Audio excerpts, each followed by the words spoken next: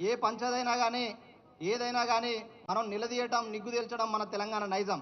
కాబట్టి 2 ఏళ్ళైంది మాకు ఇచ్చిన హామీలు ఏమైనాయి అని చెప్పేసి కాంగ్రెస్ను నిలదీయాలని చెప్పేసి ఈరోజు హైదరాబాద్ నడిబొడ్డున ఇదే బుద్ధుడి సాక్షిగా వెనకాల 125 అడుగుల అంబేద్కర్ విగ్రహం సాక్షిగా ఈరోజు జలవిహార్లో మేము బాకీ కార్డును విడుదల చేయడం జరుగుతుంది.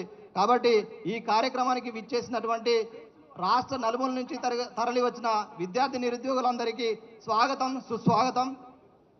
ఈరోజు మనకు జరుగుతున్న ఆవేదనను, మనకు జరుగుతున్న నష్టాన్ని, కాంగ్రెస్ చేసిన మోసాన్ని వివరించడానికి మన మధ్యలో ఉన్న నవీన్ పట్నాయక్ గారిని మాట్లాడవలసిందే కోరుచున్నాం.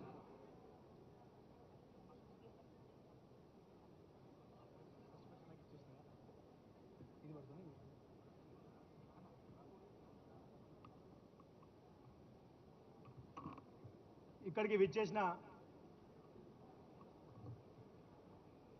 స్టేజ్ మీద ఉన్నటువంటి పెద్దలందరికీ, గౌరవ తన్నీరు హరీష్ రావు గారు, మరి అలాగే